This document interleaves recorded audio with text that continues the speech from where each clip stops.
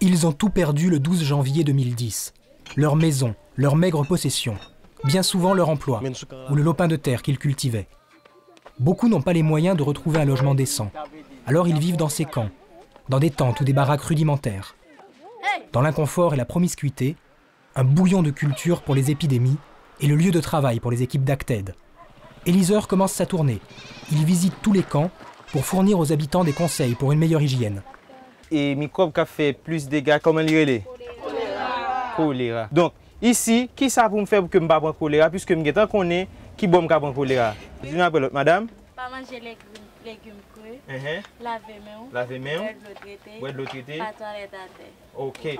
Environ 2 fois par semaine, on passe dans un camp et on fait les sensibilisations sur le choléra et sur la promotion d'hygiène. On passe toujours pour réviser, mais les gens, à chaque information qu'on fait, les gens comprennent beaucoup, très bien les formations. Le choléra a déjà fait près de 3600 victimes. Mais la catastrophe aurait été bien pire sans ce genre d'intervention. Le travail d'Acted a permis de ralentir l'épidémie en améliorant l'hygiène quotidienne. Et pas d'hygiène sans accès à l'eau potable. Acted intervient pour garantir un accès durable à une eau de qualité, grâce par exemple à ce forage ou à la construction de ce puits. Avec le soutien de la Commission européenne, des latrines et des sanitaires sont aussi installés dans les camps.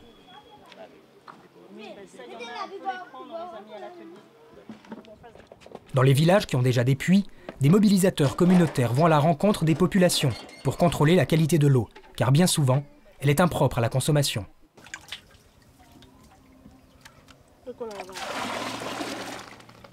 Cette eau-là, l'eau n'est pas traitée ici. C'est pourquoi on est venu ici, donc pour montrer comment traiter l'eau ici avec du chlore. Voici ces fameuses tablettes de chlore. Vilna apprend à ses villageois comment désinfecter l'eau et comment vérifier sa pureté. Ainsi traitée, cette eau peut maintenant être bue sans danger. Nous sommes dans les plaines de l'Artibonite, au milieu des rizières. Cette région a été épargnée par le séisme, mais pas par le choléra. Au bord de la piste, ces poteaux sont bien alignés, mais l'électricité n'est jamais arrivée jusqu'ici. L'eau courante non plus. Plusieurs fois par jour, cette mère de famille, comme tous les habitants du village, va puiser son eau ici, dans ce qui sert à la fois de canal d'irrigation et de salle de bain. Donc là, l'eau, elle n'est pas bonne à boire? Non. Cette eau-là, c'est de l'eau d'irrigation. Donc elle passe à travers les parcelles et les gens ont l'habitude de faire leur lessive là-bas, au bord du canal, se baignent dedans aussi. Et donc c'est une eau qui n'est pas potable. Pour prévenir les maladies liées à l'eau, Gérald et son équipe ont donc installé des filtres chez les particuliers. Ça ne coûte que 50 € et c'est très efficace. C'est un simple bloc de béton avec plusieurs couches de sable qui filtrent les particules nocives. Et par pression, en fait, l'eau remonte jusqu'à ce niveau-là. Et c'est l'eau filtrée, qui a été précédemment filtrée, qui va couler dans leur récipient. Et l'eau maintenant, elle est potable? L'eau, elle est potabilisée à 99% quand tout est bien fait.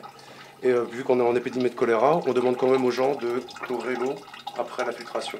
Ce village au cœur du foyer de l'épidémie a été particulièrement touché par le choléra.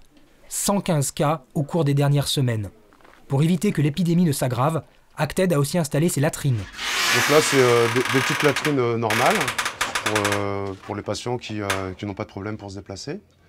Donc là, pour le finir, il ne manque plus qu'à mettre le couvercle sur les toilettes.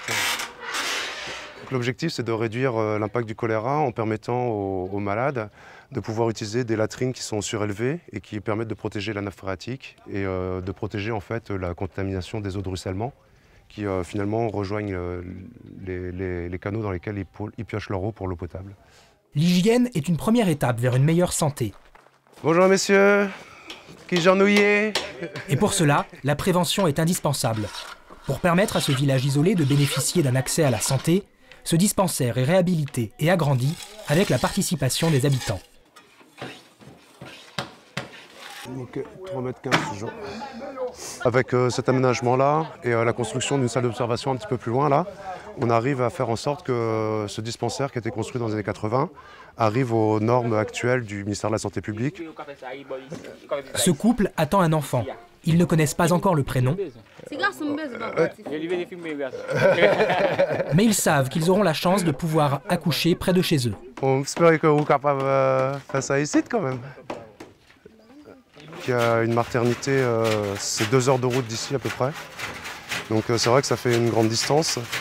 Et donc ici, ça nous permettait vraiment de donner accès à la santé pour à peu près 30 000 personnes dans cette zone-là. Et également de pouvoir continuer les programmes sur la malnutrition, où il manquait d'une structure pour pouvoir détecter, accueillir et puis peser les enfants. Et donc là, on pourra également faire la détection de la malnutrition dans ce dispensaire-là. L'aide apportée s'inscrit dans une démarche de soutien durable aux populations. Acted travaille au quotidien pour promouvoir la santé et l'hygiène et apporter à ceux qui en ont le plus besoin conseils et infrastructures.